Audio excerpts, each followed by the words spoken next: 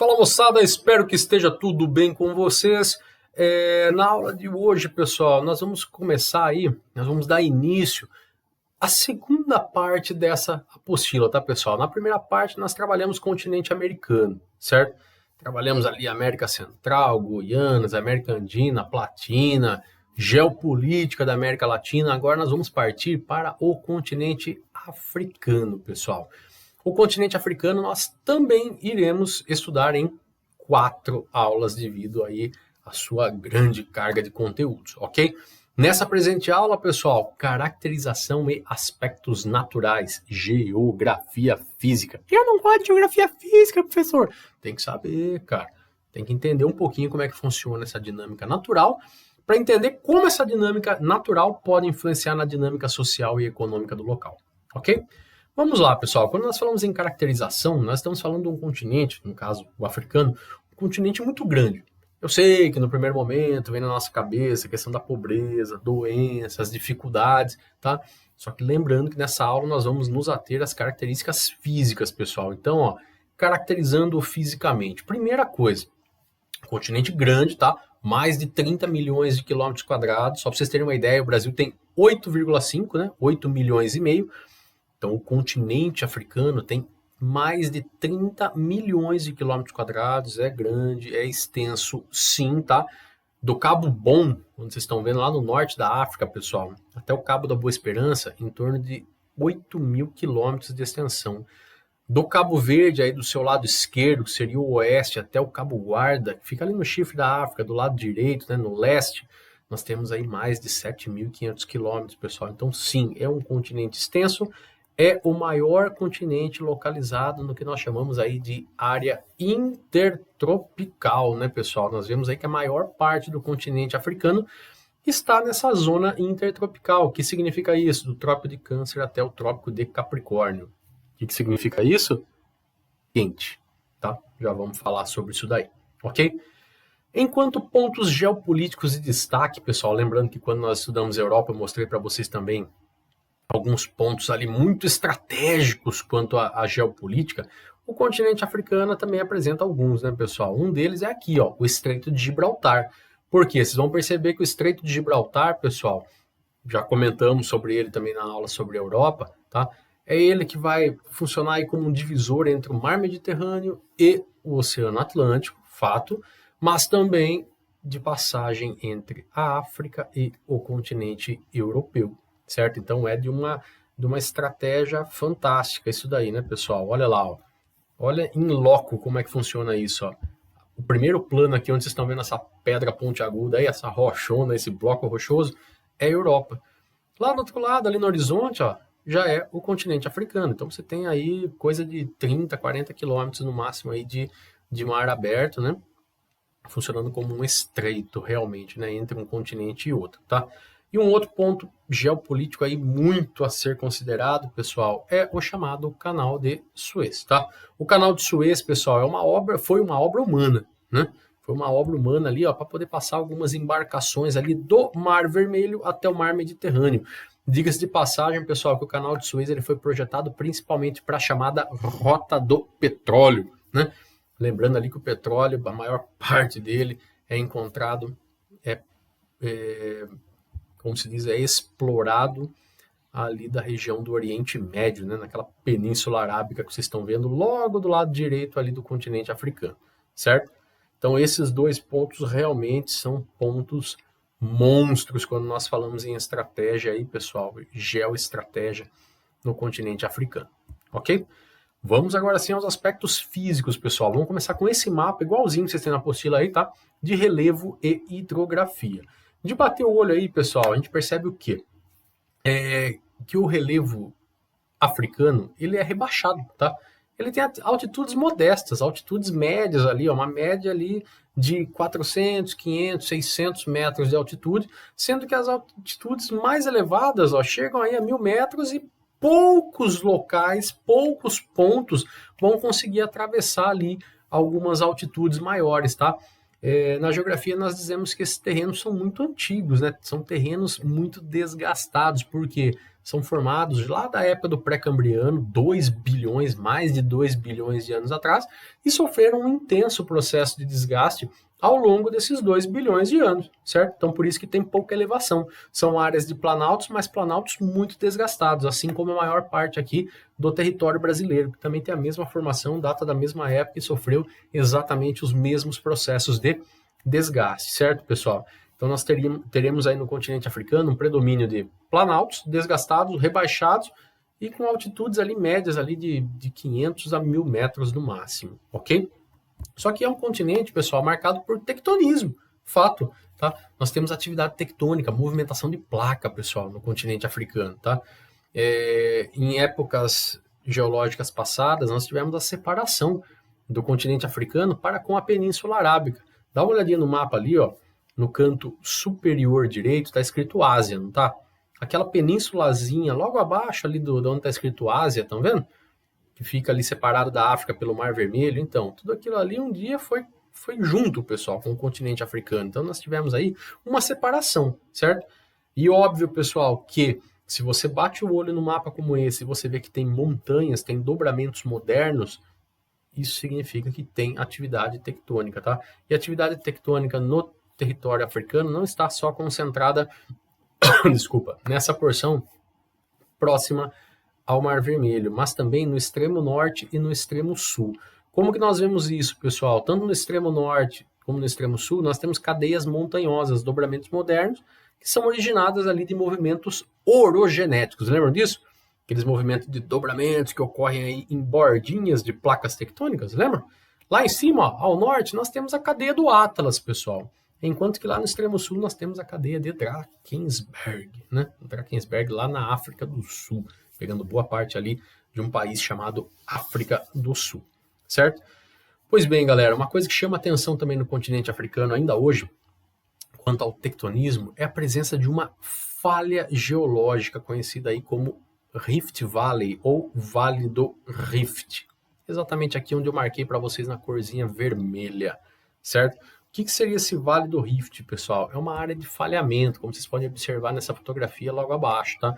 Como isso daí está sofrendo pressão tectônica, pessoal, e são ali movimentos divergentes, dentro aí de algumas centenas de milhões de anos, provavelmente essa ponta da África que vocês estão vendo do lado direito de vocês aí, que seria o lado leste, onde você tem o Monte Quênia, o Monte Kilimanjaro, a Península da Somália, né, toda voltada ali para o Oceano Índico, isso daí irá se separar do continente africano, tá? A maior prova disso é que o falhamento já existe, né? O Vale do Rift já existe, como vocês podem ver aí nessa fotografia logo abaixo aí, que realmente ela é até assustadora, né? Quando nós observamos, certo?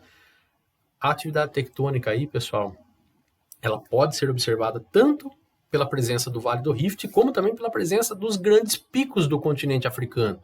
Dá uma olhada aí, ó, você tem o Monte Quênia, tem o Monte Kilimanjaro, todos ali entre 5.000 e 6.000 metros de altitude, certo? Olha lá o Kilimanjaro, para quem não conseguiu identificar, tá ali, ó, tá? Ponto mais alto do continente africano, pessoal, 5.895 metros, ou seja, praticamente 6.000 metros de altitude. Só lembrando vocês que onde nós temos dobramentos modernos, onde nós temos montanhas, nós temos atividade tectônica recente, pessoal, e ativa, certo? É o que acontece exatamente aí no continente africano. Perfeito? Pois bem, pessoal, dessa atividade tectônica também nós temos a formação de alguns lagos tectônicos, tá?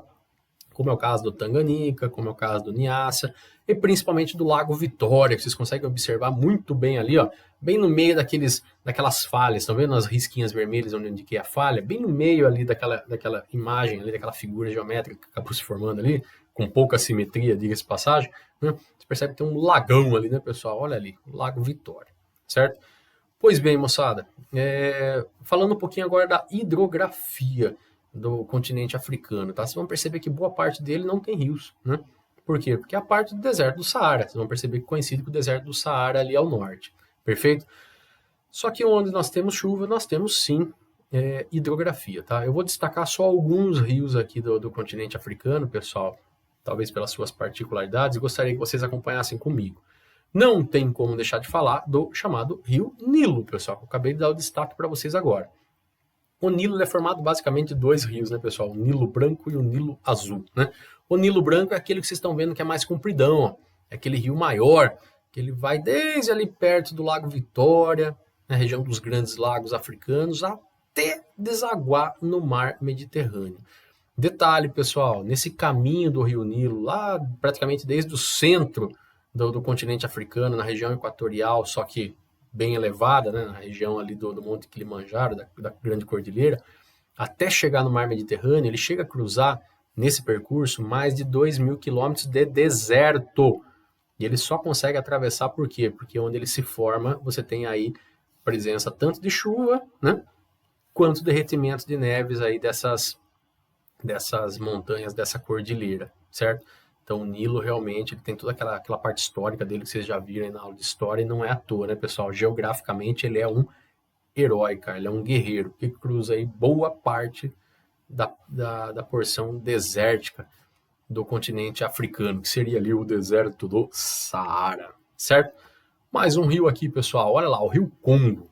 O Rio Congo, galera, ele tá na parte equatorial, né, meu? A parte que mais chove do continente africano, né? Apesar de eu ter colocado tropical, mais do que tropical, é uma região equatorial, então chove pra caramba. Só que se vocês relacionarem isso daí, pessoal, com o mapa do relevo que nós temos, vocês vão perceber que essas cores mais claras estão entre 200 e 400 metros de altitude. Então é uma área com relevo bem suave. Pode ver que você não tem ali uma troca de cores, estão vendo? O que significa isso? Você tem muita água numa área relativamente plana, pessoal, o rio ele vai ser formado em meandros. O que é isso? Meandro é quando você tem aquele monte de curva, sabe? Formando um rio com muitas curvas. Aquilo ali são os meandros. É o caso do Rio Congo. Talvez numa escala de mapa como essa, pessoal, não apareça tanto, tá? Mas localmente, ou se você pegar uma escala um pouco mais próxima, né? Uma escala aí maior, você vai perceber que realmente ele tem muitos meandros. Por quê? Porque ele é caracterizado como sendo um rio de planície. Poderia também, pessoal, falar do rio Níger pela sua importância, poderia falar do rio Oranje lá no extremo sul, mas eu vou só destacar esse aqui para vocês pequenininho, ó. Quero que vocês vejam no mapa primeiro, pessoal. Acha aí logo abaixo do Saara. Tem o Lago Chad, estão vendo? E tem um rio aí, pessoal, que ele está indicado tracejadinho, estão vendo? Todo pontilhadinho. Quando vocês observarem no mapa, pessoal, esses rios indicados por linhas assim tracejadas, significa que o rio, pessoal, ele é um rio intermitente. O que significa isso daí? Rio intermitente é aquele que na época que chove, ele está lá. Na época que não chove, ele seca, certo? E curiosamente, pessoal, esse é o rio Chad, tá? Ele é um rio intermitente, porque ele só se forma na época da chuva, até vocês podem ver que ele está bem próximo do Saara, né? Está numa região ali já de transição, né, do tropical para o semiárido, tá?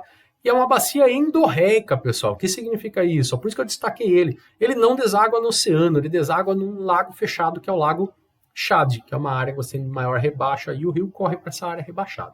Falou? Pois bem, galera, continuando com os aspectos físicos, ó, dessa vez clima e vegetação. Cara, quando nós falamos de clima e vegetação do continente africano, pessoal, tem uma grande sacada que torna as coisas muito mais fáceis. Por quê? Porque eu tenho certeza que vocês iam falar, nossa, professor, eu vou ter que decorar tudo isso. Calma, cara. Melhor do que decorar é entender, pessoal. E entendendo a coisa fica fácil.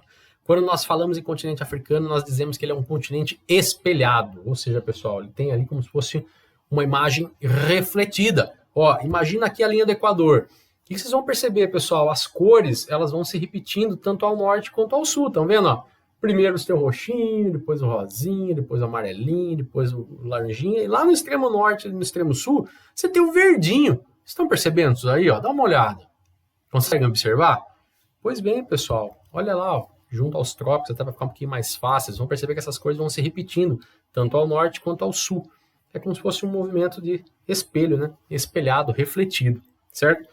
Não entendeu ainda? Vamos lá que aos poucos vocês vão entender. Ó. Vamos começar primeiro com a região equatorial. Região equatorial, clima equatorial, pessoal. Perceba que eu fiz referência à cor, tá? Seria aí esse roxinho, né? Próxima região da linha do Equador, né? Quente, úmido o ano todo, tá? Chuvas acima de 2.000 milímetros. Apresenta ali, pessoal, uma floresta pluvial, como a nossa floresta amazônica, só que lá eles chamam de floresta do Congo, tá? Mas as formações são muito semelhantes, tá? Lembrando que a vegetação sempre vai seguir o clima, ok? Não faz sentido você ter uma floresta pluvial maravilhosa como essa numa área polar. Então, não é? Se você sair da área equatorial agora, pessoal, tanto ao norte quanto ao sul, vocês vão perceber que novamente a cor se repete, tá? Você tem o rosinha aí que indica o chamado clima tropical. Nós já estudamos no ano passado, tá, pessoal? Tem duas estações, né? Uma quente e úmida, outra que é menos quente, que nós chamamos de fria, e um pouco mais seca, né? Então você tem um verão chuvoso e um inverno de estiagem, né, pessoal? Você tem aí, a depender do local, uma variação aí entre 500 a 2.000 milímetros de chuva, tá? O comum aí você tem uma média de 1.000 a 1.300 em quase todos os locais, certo? Nesse clima tropical aí nós teremos as savanas, né, pessoal? Que aqui no Brasil nós chamamos de cerrado, né? É o nosso tipo de savana local aqui, né? Mas no continente africano aí é chamado de savana. Se nós continuarmos então, pessoal, ó, equatorial, tropical, você vai perceber que depois você tem uma corzinha amarelinha, né, pessoal? É o chamado clima semiárido, tá? Perceba que a gente está transitando do úmido para o seco, tá? Semiárido. Quente durante o ano todo, você vai ter uma amplitude térmica muito maior, por quê? Porque você quase não tem vapor de água na atmosfera. Se não tem vapor de água na atmosfera, ó, as temperaturas vão variar muito entre o dia e a noite, vão variar muito entre o verão e o inverno, certo? Se é clima semiárido, você tem um baixo índice pluviométrico, e esse baixo índice, pessoal, ele acaba sendo concentrado em somente 2 meses do ano, certo? Você vai ter aí entre 250 e 500 milímetros de chuva. Percebam que nós saímos do equatorial super úmido, pessoal, e vamos caminhar para o próximo, que é o clima desértico. Percebam que vai ficando mais seco aos poucos, ó. Equatorial muito úmido, aí o tropical já tem uma estação quente e úmida, e a outra fria e seca. Depois já tem o semiárido, que já é bem mais seco. Aí você vai ter os chamados climas desérticos, né, pessoal? Ou clima árido, aí nessa corzinha meio cor de abóbora, né? Lá na parte de cima da África, ao norte, você tem o Saara, que é o maior deserto do mundo, né, pessoal? E ao sul, você tem o deserto da Namíbia. Você tem ali um desertinho, estão vendo ali? Curiosidade dos dois, pessoal. Os dois estão próximos dos trópicos, né? Seja o trópico de Câncer, lá no caso do Saara, né, ao norte, seja o deserto da Namíbia, próximo ao trópico de Capricórnio, aqui ao sul, certo? Por que eu reforço essa ideia, pessoal? Porque você está perto dos trópicos, está perto daquelas áreas anticiclônicas de 30 graus. Lembra quando nós falamos do deserto do Atacama? Pois é, o ar sobe, quente e úmido no Equador, chove pra caramba, depois ele desce próximo dos 30 graus. Então são os chamados anticiclones de 30 graus ou anticiclones tropicais, certo? Então os dois desertos estão nessa região. No caso, pessoal, da Namíbia, que é esse que fica ao sul do continente africano, ainda tem um agravante, que é a corrente marítima fria de Benguela, que também está no mapa indicado por essa setinha azulzinha, né? E vocês já sabem também os efeitos das correntes marítimas frias, né? Favorecem realmente a formação de deserto na região da costa, como é o caso do deserto da Namíbia, certo? Mas enfim, galera, clima árido, quente durante o ano todo, uma amplitude térmica gigante, né? O Saara chega a quase 60 graus durante o dia e cai a temperaturas negativas à noite, né? Índice pluviométrico ridículo, sempre abaixo de 250 milímetros, isso quando chove, né? Vai resultar numa paisagem como essa, né? Uma paisagem, desculpa, de vegetação xerófita, né, pessoal? Que é a famosa vegetação desértica, adaptada aí à falta d'água, ok? E se você for mais um pouquinho, percebam, galera, ó, equatorial, tropical, semiárido, árido. Depois você vai ter uma transição de novo para o semiárido, aí você vai ter nos extremos, nas corzinhas verdinhas, o chamado clima mediterrâneo, pessoal, ou temperado mediterrâneo. Primeiro, temperado por quê? Porque está distante do Equador, cara. Então você já tem uma incidência menor de radiação solar, então já é um pouco mais frio, certo? E Mediterrâneo, pessoal. Qual é a principal característica do Mediterrâneo? Tanto ao norte da Europa, olha lá no mapa ali, ó. No extremo norte, onde está verdinho, como no extremo sul, você tem aquela inversão, né? Você tem um verão quente, mais seco, e um inverno não tão frio e úmido. Então chove no inverno e o verão é seco, ao contrário do clima tropical, certo? É onde nós teremos aí a chamada vegetação mediterrânea, onde tem os maquis, os garrigues, as árvores, por exemplo, as oliveiras, né? Entre outros aí que nós vamos falar nas próximas aulas em maior detalhe, ok? E só para a gente finalizar, pessoal, temos que, quando falamos aí em aspectos físicos do continente africano, temos que falar do chamado Sahel. Dá uma olhadinha no mapa onde fica o Sahel. Tudo bem que esse mapa ainda não está ajudando, né, pessoal? Tá Tá meio dificultoso para entender onde fica o Sahel, né? Mas o que o autor buscou focar para a gente? As áreas áridas, o nível de aridez do continente africano. Nós vimos que boa parte do continente africano tem deficiência aí quanto ao vapor d'água, né, pessoal? Quanto à água, certo? Seja ali porque é hiperárido, né? Muito seco, árido, semiárido. Quando muito aí, seca subúmida, né? Como se diz assim, transmutando aí, se transportando para o úmido, mas aos poucos, ok? Quando nós falamos em Sahel, galera, essa foto ela mostra muito bem, tá? É a franja sul do Saara. O que é isso? Vocês percebem que é toda aquela faixa vermelha do Saara seria a transição. Já pararam para pensar como é que termina um deserto? Se eu tivesse em sala de aula, eu ia sempre fazer aquela ideia que eu mostro para vocês, sabe? Dar aquele pulo do tipo, opa, aqui é desértico, olha só, aqui é arenoso. Aí você dá um pulinho, aqui já tem vegetação. Não, pessoal. Naturalmente, você tem uma faixa de transição.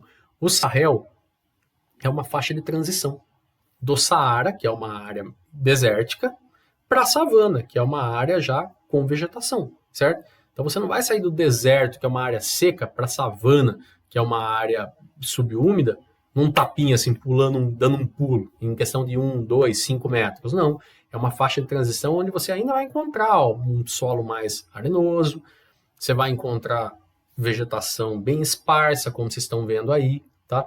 Então é uma área de transição natural, certo, pessoal? Seria mais ou menos aqui, tá? Lógico que eu dei uma englobada um pouco maior para ficar fácil de vocês entenderem, tá? Só que nessa região aí do continente africano, pessoal, é onde nós temos os seus piores IDHs, né? Países como Sudão, Sudão do Sul, Mauritânia, o Níger, Mali, Chad, Etiópia, Eritreia, são países onde impera a pobreza, tá? São países de economia primária exportadora, então depende ali da agricultura de exportação, depende da exploração mineral, diga-se passagem que tanto a agricultura de exploração, a agricultura exportadora como a exploração mineral, os dois, pessoal, acabam com o solo, tá? E o que nós estamos vendo no Sahel, pessoal? Exatamente o Sahel enquanto um aumento do deserto do Saara.